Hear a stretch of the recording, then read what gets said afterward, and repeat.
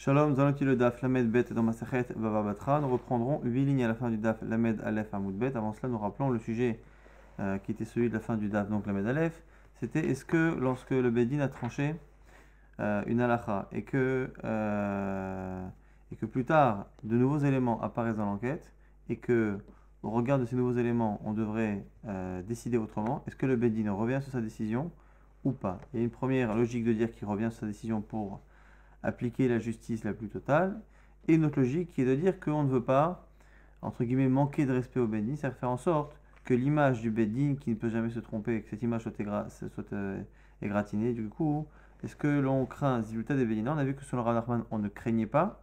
À cela, Rava et Rav Hamnuna avaient objecté avec une Mishnah qui donnait l'impression que Rabbi Menachem et Rabbi aussi avaient l'impression que lorsqu'on avait dit à une femme qu'elle pouvait se marier parce qu'on avait deux témoins que son mari était décédé, et qu'on lui avait dit de se marier, même si après deux témoins venaient infirmer les paroles des premiers témoins, on ne changeait pas de psaque. C'est comme ça qu'on avait compris Rabbi Menachem et Rabbi aussi, mais quoi qu'il arrive, Rav Nachman avait fini par tout de même appliquer la halakha comme il pense. Pourquoi? Parce que on dit qu'il avait trouvé des minagim anciens qui montraient qu'effectivement on changeait le din, on rejugeait à nouveau, et on ne craignait pas Ziluta des Bedina. La Gemara maintenant va rapporter une preuve dans une Mishnah. Donc on est 8 lignes à la fin du Daf Lamed Aleph Amoud Bet. On connaît le sujet qu'on est en train de développer. Il faut simplement s'en écarter un peu pour comprendre cette Mishnah.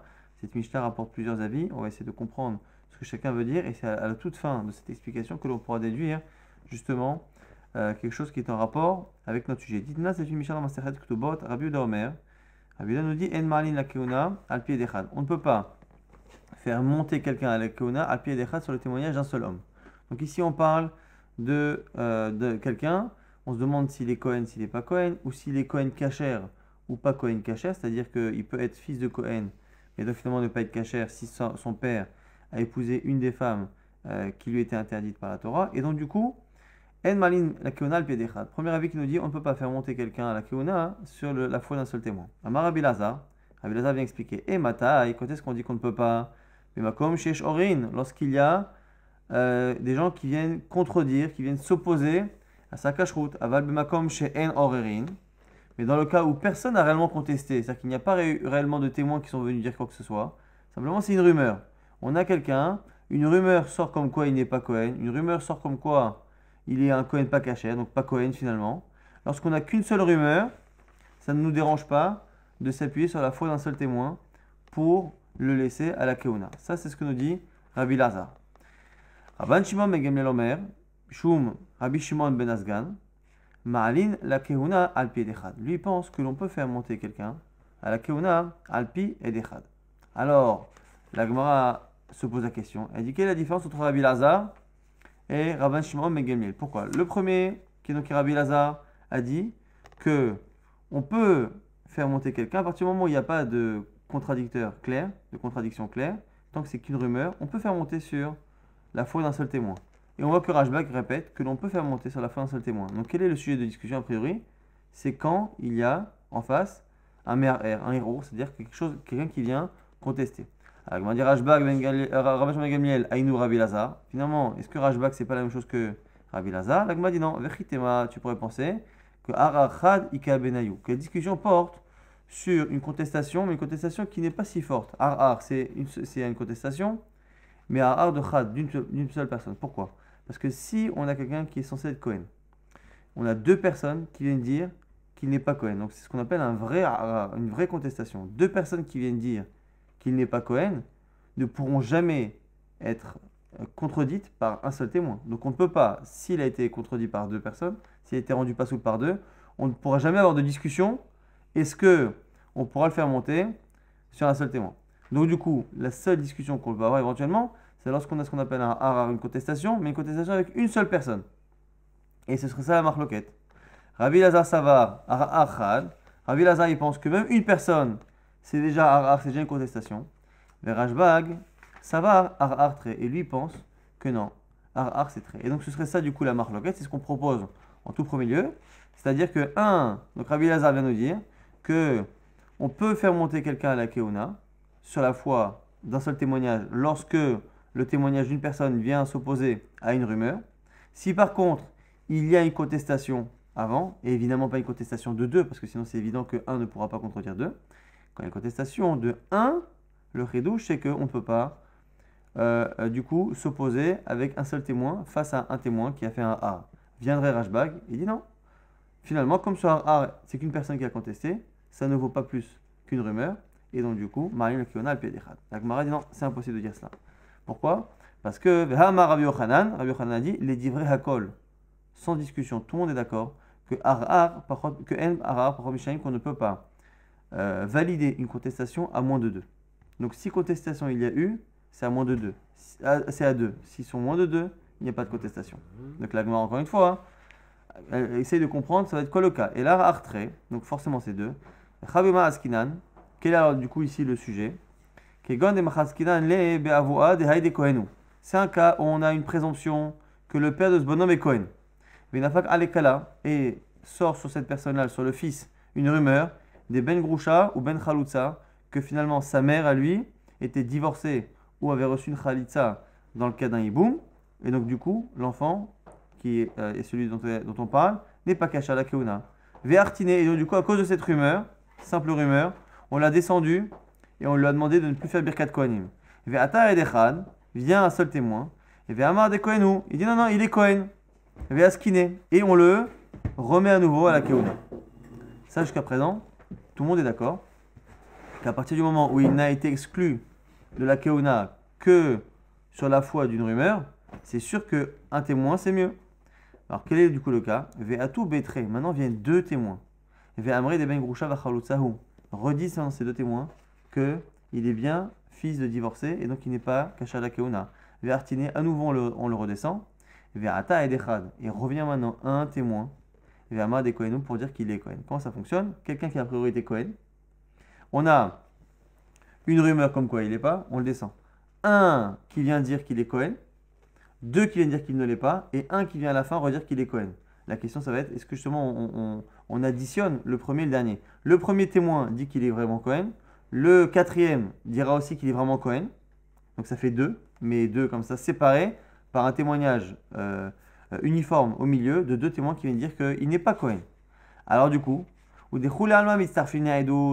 et là ici, on part du principe que tout le monde est d'accord que l'on peut additionner 2 témoins pour faire une paire de témoins. Normalement, un témoignage, on aurait pu penser que c'est quelque chose qui est fait en même temps. Là, on pense que le témoin numéro 1 et le témoin numéro 4, même si témoignent à 2 moments différents et qui sont espacés par un témoignage opposé, on les additionne pour appeler ça un témoignage de 2. Et du coup, et du coup, par élimination, il ne reste que notre sujet du DAF précédent comme éventuel sujet de discussion. C'est-à-dire, est-ce que Ziluta de Bedina, est-ce que l'on craint de faire honte au Beddin en le faisant changer d'avis? Rabbi Lazar, ça va Kevan de Artine Lomas Kinanle. Rabbi Lazar pense qu'à partir du moment où on l'a fait descendre, ça y est, on ne peut plus le faire monter. On a entendu 2 témoins qui ont dit qu'il n'était pas saoul. Même si maintenant il y a un témoin nouveau qui vient, qui est le 4e témoin, qui, si je l'additionne au premier, fait un témoignage comme quoi il est caché et je devrais le remettre sur sa chazaka première, comme ça y est, on a tranché, on ne revient plus dessus. Rachina les résultats des Bedina. Et Rashbag, Rabbi Gamliel, ça va, que Anan Artinan, Vanan Maskinani penserait comme Rav Nachman dans le DAF d'avant, c'est-à-dire qu'on n'a aucun problème à le faire descendre, à le faire monter, c'est-à-dire à partir du moment où on a un changement de situation, on change la halacha ou Ziluta des Bedina, le Chashinat, et on ne craint pas Ziluta des Bedina. Ce serait ça du coup, la discussion éventuelle dans la bassine Marlog Rabbi Lazar Rashbag. Est-ce qu'on fait monter un Kohen sur la foi d'un seul témoin? On est parti finalement dans un cas assez complexe, quelqu'un qui était a priori Kohen, qui était descendu à cause d'une rumeur, qui était remonté sur un témoin, qui était redescendu sur 2 témoins et qui éventuellement serait remonté sur la foi d'un dernier témoin. Ravashi a une très bonne objection à cette explication. Il dit écoute, c'est logique, mais le problème c'est que quoi? C'est que si réellement le problème était est-ce que quand on a de nouveaux éléments, on revient sur le din ou pas? Pourquoi trouver un cas avec un seul témoin à la fin? Trouve-moi un cas avec 2 ou 100 témoins à la fin qui viennent changer la situation. Et le ridouche, ce serait quoi? C'est que certains acceptent. Et l'autre viendrait dire non. Quel que soit le nombre de témoins que tu récupères maintenant, on ne change pas à partir du moment où on a rendu un psaque. Matkif la ravaché, Rav Sheh il dit Iachi. Quelle est la raison pour laquelle tu m'enseignais un cas avec un seul témoin? A fait l'oubet très d'amis, au contraire, avec 2. Tu aurais dû dire à la fin il y a 2, 3, 10, 100 témoins qui viennent. Et le ridouche, c'est qu'on a une marloquette et que selon certains, Ziluta de Bedina Chashinan, on craint de faire honte au Beddin et on ne revient pas à la décision. Donc Ravashi propose autre chose. Et là, Ravashi, donc vous avez vu que jusqu'à présent, c'est là qu'on est en lien, qu'on était en lien avec la suga précédente, c'est qu'on a voulu dire éventuellement que c'était une marloquette. Est-ce que Rabbi Lazar Rajbag, est-ce que c'est l'outa de Bedina Khashinan? Maintenant, il y a la Ravashi, non. Tu es obligé de dire que ce cas-là nous prouve justement que selon tout le monde, on ne craint pas de faire honte au Bedin. Et ici, la seule discussion, c'est est-ce que justement on peut additionner des témoignages. C'est-à-dire que dans ce cas-là, il était Cohen, on l'a descendu sur une rumeur, on l'a remonté sur 1, on l'a redescendu sur 2, on le remonte sur 1 éventuellement. On voit bien ici qu'on n'a pas l'air d'être gêné par le fait de changer d'avis, changer de psaque. La question est simplement, est-ce que le quatrième témoin qui dit qu'il est cachère, je peux l'additionner au premier témoin qui a dit qu'il est cachère pour dire qu'il y a deux témoins qui disent qu'il est cachère? Ou à partir du moment où ils sont séparés, ce ne sera jamais une seule aïdout homogène. Mais plus tard, Netanae, et c'est une marloquette qu'on retrouve dans les Tanaïm. Des Tanya, c'est une double marloquette ici. Déjà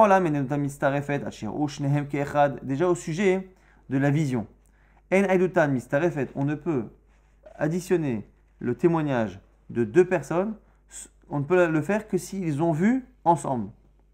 Rabbi Yoshua ben Kocha Omer, Afilou Bezach Harzer, Rabbi Yoshua ben Kocha dit non, même l'un après l'autre. Je donne un exemple.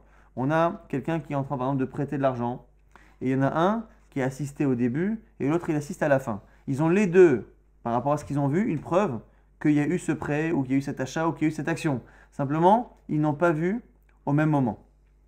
Ils n'ont pas vu au même moment, ou un qui a vu qu'il a prêté, et l'autre qui témoigne, non pas qu'il a vu le prêt, mais qu'il a entendu que le lendemain, il a avoué qu'il avait prêté, ou je ne sais quoi. On ne peut pas, selon Tanakama, on ne peut pas additionner deux témoignages de deux choses qui ont été vues de manière séparée à deux moments différents. Selon Rabbi Yoshua ben Kocha, ça ne pose aucun problème. À partir du moment où toi tu dis qu'il a emprunté, toi tu dis qu'il a emprunté, même si toi tu as vu une action à une certaine heure, toi tu as vu autre chose, la conséquence est finalement que vous êtes en train de dire qu'il a emprunté, cela s'additionne. Ça c'est la première marloquette qui n'est pas liée tellement à ce qu'on va dire. La marloquette qui suit est celle effectivement que Ravashi avait annoncée. Et un témoignage de deux ne peut fonctionner que s'ils témoignent ensemble au Bedin. Rabbi Nathan Omer, Shoma'im devarav shel ze hayom, ou kshavor chavero lemachar, Shoma'im devarav. Rabbi Nathan dit non, c'est pas évident. On reçoit le témoignage d'un témoin, on bloque son témoignage, il n'a pas tellement d'incidence en général, parce qu'en général, 102 personnes, ça ne vaut pas grand-chose, mais c'est en potentiel, c'est une éventuelle moitié de Haïdout, et donc on attend que le deuxième vienne. Lorsque le deuxième vient, on additionne. Donc cette marloquette ici que l'on a entre Tanakama et Rabbi Nathan, est-ce que l'on peut additionner deux témoignages qui sont faits à deux moments différents? C'est la marloquette Rabbi Lazar et Rajbag, vue selon Ravashi, mais encore une fois, par rapport à ce qu'avait dit Rav Nachman, selon tout le monde dans cette Mishnah, on peut additionner, on pense que l'on peut changer d'avis par rapport au Bedin, donc on ne craint pas Ziluta des Bedina. C'est pas la question, c'est ce qu'on peut additionner deux témoignages qui viennent à pas. Donc on a vu double marloquette. Est-ce que on peut déjà avoir un témoignage qui est fait par deux visions qui ont été faites à deux moments différents?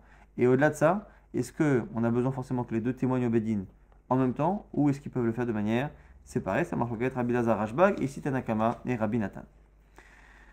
Quelques petits cas encore pratiques. Haoudama lechavre, c'est celui qui dit à son ami et son prochain, Maï Baïd Baïara, que fais-tu sur cette terre? Amalé, l'autre lui dit, Minar Zvinta, je te l'ai acheté. Vehashtara, et en voici le document, donc le document de vente. Amalé, l'autre lui dit, Shtara Zaifahu, c'est un faux document. Alors en général, Zaifahu, c'est un faux, ça veut dire que tu as trafiqué, tu as écrit des choses fausses. Bon. Gachin Lachish le Raba, alors celui qui a sorti le document, encore une fois, il sort le document pour se justifier, pour rester sur le terrain. On lui reproche d'être sur un terrain qui n'est pas le sien. Lui, il sort un document, il dit, mais regarde, je te l'ai acheté, il est là le document. L'autre lui dit, il est faux. Que fait cette personne-là qu'on accuse d'avoir un faux document? Il se retourne vers le Dayan, qui est Rabat. Gachin Lachish le Raba, il vient et il murmure à l'oreille de Rabat en lui disant, In Shtara Zaifahu, oui c'est vrai, c'est un faux document, j'ai fait un faux. Alors quoi? Mihu Shtara me alia havali virkas, mais en fait j'avais un vrai document. J'ai vraiment acheté ce terrain, j'avais un vrai document, identique à celui que je vous présente actuellement, mais je l'ai perdu. Et un jour je me suis dit, c'est trop bête, c'est pas juste, je l'ai acheté, j'ai le document, je vais être perdant, donc j'ai réécrit le même. Véamina, je me suis dit, In kitaha ibiadai koldeu, je veux au moins faire en sorte d'avoir quelque chose comme ça, si un jour on me reproche et on vient me réclamer la terre, je vais pouvoir lui faire peur et lui montrer le document. Maintenant la question, c'est est-ce qu'on le croit ou pas? Omer Rabba, Amar Rabba, Malolé Shaker. Il a un migo, encore une fois, toujours dans ce migo qu'on a dit hier. C'est-à-dire qu'à partir du moment où il pourrait gagner d'une manière, on le croit quand il dit autre chose. Puisque s'il avait dit, il aurait pu dire, Shtara Me'aliaou, il aurait pu dire c'est un super document. Et du coup, comme il aurait pu gagner de cette manière, à ce moment-là, on le laisse gagner quand il dit finalement qu'il l'a acheté. Alors du coup, ici, ce qui est intéressant, c'est qu'il faut comprendre normalement quand quelqu'un apporte un document et que l'autre lui dit il est mézouillaf, il est faux, normalement, il doit le prouver. Il doit aller prouver qu'il est bon, c'est-à-dire, il va récupérer soit les témoins qui sont les témoins signataires, soit il va récupérer des gens qui reconnaissent la signature des signataires. Donc comment c'est possible ici qu'on nous dise que quand on l'accuse d'avoir un faux document, on nous dit qu'il avait finalement Yadol Ariona, c'est-à-dire qu'il avait la force de dire ce qu'il veut, de gagner. Alors il y en a qui disent que c'est soit parce qu'il avait fait un char tellement bien mézouillaf que même les témoins eux-mêmes pouvaient se tromper. Ils voient leur signature, ils se disent bon ben j'ai l'impression que c'est moi qui ai signé. Soit il y en a qui disent que quand on dit shtar mézouillaf, c'est pas mézouillaf dans le sens où il a vraiment fait un faux document, c'est ce qu'on appelle shtaramana. On l'a vu à plusieurs reprises, shtaramana. C'est-à-dire que des fois entre deux personnes de confiance, tu as besoin de, je sais pas moi, de prouver à ton banquier que tu as des biens. Alors je t'écris un document comme quoi hein, je t'ai cédé ce terrain. Maintenant entre nous, tu sais très bien que c'est pas vrai. C'est un shtar que je ne fais avec toi que parce que j'ai une émouna, j'ai une foi en toi, shtaramana. Et en fait, qu'est-ce qui se passe? Il utilise ce shtaramana. Et donc quand l'autre lui dit c'est un faux document, c'est mais attends, mais c'est très bien que c'est un document qu'on avait fait qui était factice pour que ainsi de suite. Et voilà. Et donc du coup, Rabban nous dit malo les shaker. Viens lui dire à Yosef, Amalé Rav Yosef, Amaï Samart, sur quoi tu te reposes? Aïshtara, sur ce document. Aïshtara, mais ce document, Chaspa, Be'almahu, c'est de l'argile, c'est rien, ça ne vaut rien. Alors du coup, il faut comprendre ici l'argument de Rav Yosef. C'est quoi un migo, encore une fois? C'est j'aurais pu dire quelque chose et je ne l'ai pas dit. Donc croyez-moi quand je dis autre chose. Mais bon, il est logique normalement que quand je dis la deuxième chose, ça contredit celle que j'aurais pu dire. Alors c'est quoi le problème de Rav Yosef? Ce document-là, hein, il est ici ce qu'on appelle Chaspa Be'alma. Alors il y a plusieurs explications là-dessus. Il y en a qui disent que c'est à cause de l'argument qu'a donné le bonhomme. Le type lui dit tu es sur mon terrain. Il ne dit pas hein, je te l'ai acheté. Il dit je te l'ai acheté et en voici le document. Et donc il y en a qui veulent dire qu'en disant je te l'ai acheté, voici le document, il est en train de lier son argument de je l'ai acheté au document. Et une fois qu'il invalide le document, il est en train d'invalider en partie son argument et en fait il est en train de l'invalider de manière totale. Ça c'est une manière de comprendre, il y en a qui veulent donner ça comme explication dans Rashbam, même si en réalité dans Rashbam ça ne ressort pas comme ça donne plutôt l'impression, certains le disent, que c'est plutôt un problème de migo. C'est quoi migo on a dit? C'est le fait de donner l'argument à quelqu'un, il aurait pu gagner de cette manière, alors on le laisse gagner. Et du coup, il y en a qui veulent dire que ça ne marche qu'avec un argument. J'ai un argument A, je choisis un argument B, même si l'argument B n'est pas fort, comme j'aurais pu dire le A, on me donne la force du A. Mais si par contre c'est avec un document, ça ne fonctionne pas. Alors, cette seconde explication colle plus dans les mots du Rashbam, la première qu'on a citée colle plus dans les mots de la Gemara, puisque dans les mots de la Gemara, Yosef elle a de dire sur quoi tu te reposes? Sur ce shtar. Ce shtar il vaut rien. Comme si finalement l'argumentaire du bonhomme est reposé sur le document, et donc du coup, c'est les deux manières que l'on peut donner ici dans les Rishonim. Autre cas similaire, Haoud et Amar le Chavre, il y en a un qui dit à son prochain, Avli me Azouzé, Demaskinabar. Rends-moi sans ouz que tu me dois. Vehashtara, et en voici le document. Si vous remarquez tout de même ici, celui qui a le document n'est pas celui qui se défend, comme jusqu'à présent, mais c'est celui qui réclame l'argent. Amarle l'autre lui répond, Shtara ze'efahu, ce document est faux, et on devra dire comme tout à l'heure, que soit il est tellement bien fait que c'est comme s'il était mécouyam, il était vérifié, soit que c'est ce qu'on appelle Shtaramana, un document qui a été fait par confiance. Gachin achishle le Rabba, même cas, la personne se retourne vers Rabba et lui dit à l'oreille, Ishtara Zaifa, c'est vrai que c'est un faux document. Mihu, cependant, Shtara Malia Havali Veirkas, j'avais le vrai document, Veirkas, et je l'ai perdu. Ve'amina, je me suis dit, In kit hai be'ada koldeu, je vais au moins ne pas venir les mains vides. Et là, on va retrouver la même discussion qu'on a eu précédemment au sujet de la terre, où là-bas, le document était tenu par celui qui se défendait. Là, ici, c'est plus une terre, c'est de l'argent, et le document est tenu par celui qui réclame de l'argent et non pas l'inverse. Amaraba, malole shaker, là aussi, quel est son intérêt de mentir? Ibae, s'il voulait, il aurait pu dire Amarle, Shtara Maliahu, il aurait pu dire que c'est un vrai document et gagner. Amarle Rav Yosef, ça lui dit Amaï Kassamart, sur quoi te reposes-tu? Aïshtara sur ce document. Aïshtara Chaspa Be'almahu, encore une fois, ce document ne vaut rien, c'est Chaspa, c'est de l'argile Be'alma. Ça, ce sont les deux cas. Amar, Rav, il dit bar avin. Maintenant la halacha.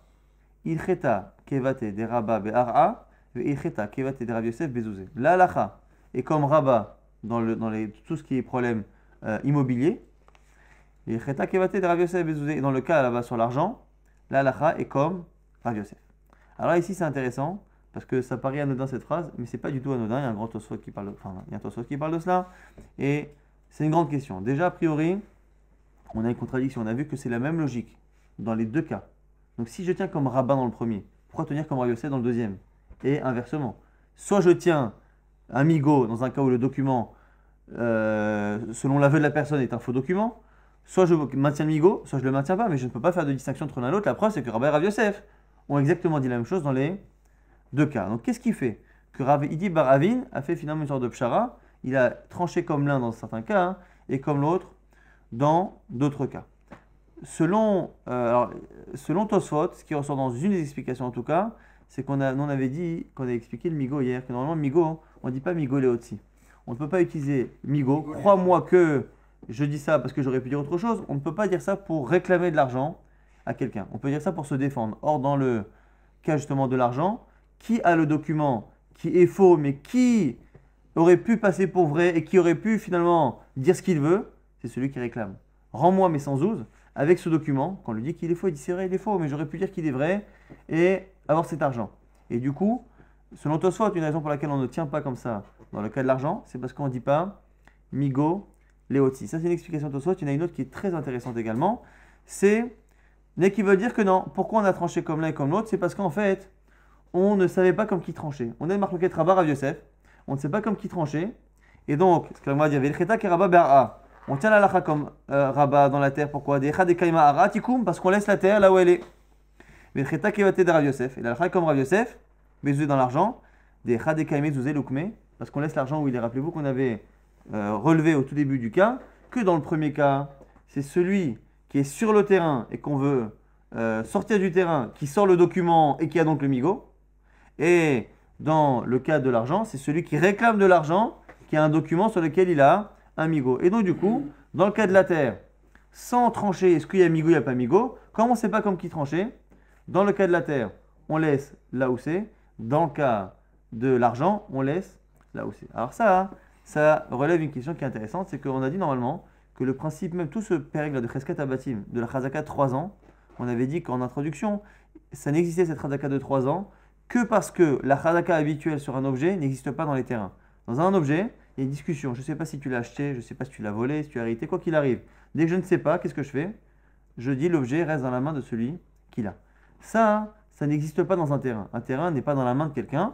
Et donc, l'équivalent, on va dire, de cela, c'est 3 années de vie et d'utilisation normale sur un bien immobilier. Ce qui veut dire que le fait de dire que quand je ne sais pas comme qui trancher, je laisse l'argent, là où c'est, je peux le dire. Mais quand je ne sais pas comme qui trancher, je ne sais pas trancher comme Rabba, comme Rav Yosef, donner raison à celui qui est sur le terrain ou l'autre, je ne peux pas dire dans le doute, je laisse dans le terrain, parce que dans les terrains, c'est pas vrai, il n'y a pas de chazaka de celui qui l'a dans la main. Quand on ne sait pas, on revient au propriétaire d'origine, c'est-à-dire celui qui historiquement était connu comme étant le propriétaire. Et donc du coup, ici le fait que la Gemara a l'air de dire que dans le doute, on laisse l'argent chez l'un, ça on comprend, mais dans le doute, on laisse le terrain chez qui c'était et non pas chez le propriétaire d'origine, c'est une contradiction avec le principe même de chazaka dans les biens immobiliers. Et Tosfot fait une distinction qui est très intéressante, et Tosfot nous dit qu'il faut distinguer la chazaka, le doute que j'ai sur la situation et le doute que j'ai par rapport à comme qui est la lacha. Lorsqu'il y en a un qui me dit je l'ai acheté, l'autre il dit il me l'a volé, l'autre il dit il m'a payé, il m'a pas payé, je ne sais quoi, comme je ne connais pas la situation, la logique est que ne sachant pas comment juger la situation, j'imagine que la situation est comme dans le cas antérieur.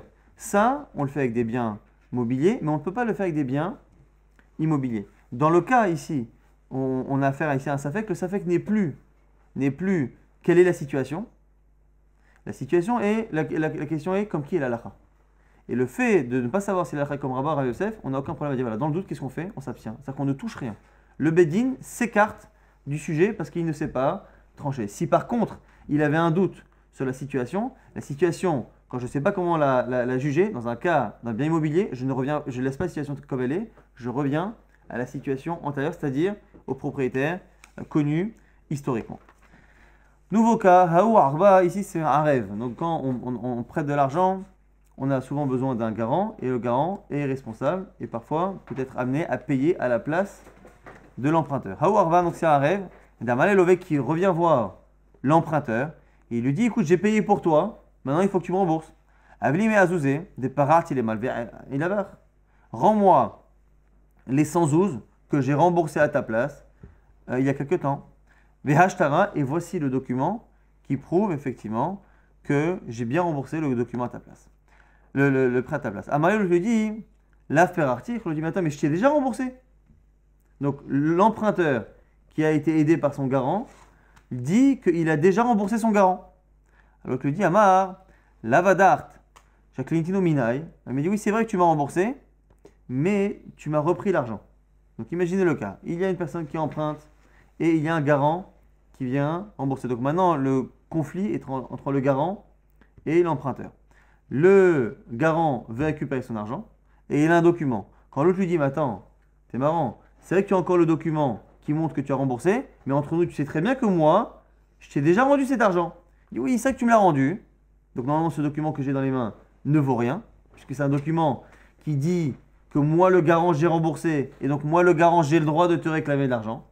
Mais comme par ailleurs, tu m'as réemprunté de l'argent, à moi maintenant le garant, ben, je l'ai gardé parce que finalement, c'était une manière d'avoir encore une possibilité de te récupérer. Donc c'est un peu le cas précédent, c'est-à-dire il est en train de dire qu'effectivement, je suis venu au départ en disant, tu dois me rendre l'argent que je t'ai avancé, et à la fin, je t'ai avoué que finalement, tu m'as payé, mais comme tu m'as réemprunté la même somme, j'ai voulu l'utiliser en tant que, voilà. Alors, la Gemara dit, Shalcha Ravidi Baravin, on a posé la question, donc Ravadi Baravin a posé la question des Kamé de Abaye, à Abaye, qui a Gavna Maï. Il lui dit, qu'est-ce qu'on fait dans ce cas-là? Alors Abaye lui répond, Shalach le Abaye, Maïti Ba'ale, comment peux-tu te poser la question? On est exactement dans le cas précédent, c'est-à-dire quelqu'un qui vient réclamer de l'argent avec un document et qui, lorsqu'on lui dit, tu sais, attends, le document, c'est pas le rire, rappelez-vous que Shtar Mezoyev, on avait dit tout à l'heure, c'est pas vraiment Mezoyev dans le sens où Shtaramana, on a écrit ce document et tu avais confiance en moi, mais tu sais très bien que ce document ne vaut rien par rapport à la situation. Alors il lui dit à Ravi, mais comment tu peux te poser la question? C'est toi-même qui as tranché que la halakha est comme Rabat dans le terrain, comme Rav Yosef dans l'argent. Mativ elle Hay Ihud Amar, c'est toi-même qui as dit, il kheta qui va t'aider Rabat Béara, que la halakha est comme Rabat dans le terrain, donc on donne raison à celui qui a le document, mais il kheta qui va t'aider Rav Yosef, que la halakha est comme Rav Yosef dans le cas Bézouzé, dans le cas de l'argent, et on ne donne pas raison à celui qui a le document, on ne lui donne pas le migo et on laisse l'argent chez l'autre. Des Chadouk Mezouzé Lokmo, et qu'on laisse l'argent là où il est. Et la Gemara, du coup, va nous expliquer tout de même que dans quel cas on tranche de cette manière. La Gemara nous dit, dans quel cas on parle? Des Amalé lorsqu'il lui dit, Adart ou Spetin Hominai. Dans le cas où il lui dit, tu m'as réemprunté de l'argent. Aval Amalé, Adartin Huni Alach, Mechama de Avou Shaife Vesumke. Lorsqu'il lui dit, écoute, c'est vrai que tu as voulu me rembourser, mais je n'ai pas accepté l'argent parce que l'argent était de mauvaise qualité. Des fois, les pièces n'avaient pas la forme ou le poids nécessaire. Acti ite les shiabouda des shtara. Il y a le shiaboud, il y a encore la force du document qui est encore là. Donc en fait, quand quelqu'un vient avec un document, il dit voilà, tu me dois l'argent. Et l'autre lui dit, mais attends, entre nous, tu sais très bien que je t'ai déjà remboursé. Si l'autre lui dit, écoute, c'est vrai que tu m'as remboursé, mais comme tu m'as emprunté autre chose, je suis venu avec ce document-là. Ça, on a dit, selon Rav Yosef, ça ne vaut rien. À partir du moment où il a dit que le document n'est pas bon, il n'a aucune force, et il n'y a pas de migo dans ce cas-là. On a donné plusieurs explications. Est-ce que parce qu'il n'y a pas de migo sur un document, soit parce qu'ici, il a lié finalement son argumentaire au document. Quoi qu'il arrive, cela ne fonctionne pas. Si par contre, il lui dit, voilà, toi tu me dis que tu m'as remboursé, non, tu m'as proposé de rembourser, et moi j'ai refusé l'argent. À partir du moment où l'argent n'a pas été accepté, parce que justement là, les pièces n'étaient pas de bonne qualité, à partir du moment où l'argent n'a pas été accepté, il n'y a pas eu remboursement. S'il n'y a pas eu remboursement, ce qu'il est en train de réclamer aujourd'hui, c'est bien la dette qui est marquée sur le document, et donc le document n'est pas bien, et donc du coup à ce moment-là, cette personne-là a toute la force argumentaire. On va rapidement résumer ce DAF. On a vu que selon Rav Nachman, malgré l'objection dans le DAF précédent, selon Rav Nachman, lorsque le Bedin se rendait compte qu'il y avait eu une erreur dans un jugement parce qu'il manquait une information, selon Rav Nachman, on ne craint pas de faire honte au Bedin et on revient sur notre décision sans problème. On a vu selon Rabbi Menachem dans une Mishnah, ça avait l'air d'être un peu différent parce qu'une femme à qui on a dit de se marier, on ne lui disait pas de ne plus se marier si on se rendait compte que finalement les témoignages qu'on avait eus n'étaient pas certains. Ça, c'est la marque avec Rabbi Menachem, et on avait rapporté encore des Mishnayot dans lesquels on avait l'impression finalement, dans une discussion sur un Kohen, ce qu'on peut faire remonter, pas remonter, quoi qu'il arrive, on avait l'impression que faire remonter et redescendre un Kohen à plusieurs reprises n'avait pas l'air de poser de problème, que la seule discussion qu'on avait là-bas, c'est est-ce que lorsque l'on a un témoignage au début et un témoignage à la fin, est-ce qu'on peut additionner deux témoins qui viennent à deux moments différents au Beddin? Est-ce qu'on peut les additionner pour faire une seule Edout homogène? Selon certains, oui. Selon d'autres, non. Autre marque par rapport à la Edout, on a vu que non seulement on discutait est-ce que l'on pouvait avoir un témoignage qui était séparé lors de la venue au Beddin, mais déjà à la base en amont, sur la vision et sur ce qu'ils sont censés avoir vu, est-ce qu'ils doivent l'avoir vu en même temps ou pas en même temps? Selon certains, il faut en même temps, selon d'autres, pas forcément. C'est la double marloquette Tanaïm par rapport à la Edout. Et après, on avait vu cette double marloquette entre Rabat et Rav Yosef. Est-ce que quelqu'un qui a un document de manière générale, qui vient soit se défendre, soit attaquer sur un document, et qui vient avec ce document, mais qui avoue quand on l'accuse, qui avoue finalement que le document en lui-même ne vaut rien. Soit parce que finalement il a déjà été utilisé pour autre chose, soit parce qu'il l'a trafiqué, soit parce que c'est un document qui a été écrit de manière fausse parce qu'on avait confiance l'un en l'autre et que c'était pour une raison X ou Y. Quoi qu'il arrive, quand il avoue que le document est faux, mais qui dit quand même croyez-moi et qu'on se pose la question, est-ce que finalement on ne peut pas le croire? Parce que s'il était vraiment malhonnête, il ne nous aurait pas dit que le document était faux. Selon Rabat, à chaque fois, que ce soit pour quelqu'un qui vient de se défendre en disant qu'il est bien le propriétaire du terrain, ou quelqu'un qui vient réclamer l'argent qu'on lui doit, selon Rabat, cette personne-là aura toujours un migo, c'est-à-dire une némanoute, on va le croire justement parce qu'il n'a pas choisi de nous dire que le document est vrai, comme il a choisi de nous dire qu'il est faux. À ce moment-là, il est honnête et donc on le croit. Rav Yosef dira à chaque fois, il n'y a pas ici de migo à partir du moment où le document qui lui donne la force d'argumenter, même si ce n'est pas évident de comprendre en quoi c'est le document qui donne la force et pas autre chose, le document étant quelque chose qui est invalidé par son propre aveu, finalement, il n'a aucune force. L'alacha, comme le dit Ravidi Bar Avin, l'alacha est comme Rabat dans les terrains, comme Rav Yosef dans l'argent. Pourquoi? Parce que comme on ne sait pas comme qui trancher, sachant pas comme qui trancher, on laisse les choses là où elles sont, l'argent là où il est, donc on ne réclame pas l'argent, et le terrain chez qui il est. Et on avait vu une distinction dans Tosfot, que même si en général, lorsqu'on ne sait pas quoi faire, comme on ne sait pas juger une situation, on ne laisse pas le terrain là où il est, on le donne à celui qui est le propriétaire historique. Là ici, on n'est pas en train d'avoir un doute sur la situation. On connaît la situation, mais on a un doute finalement sur comme qui est l'halakha. Et dans ces cas-là, le Beddin n'a pas de problème à se retirer et à laisser finalement le terrain dans les mains de celui qui est là actuellement.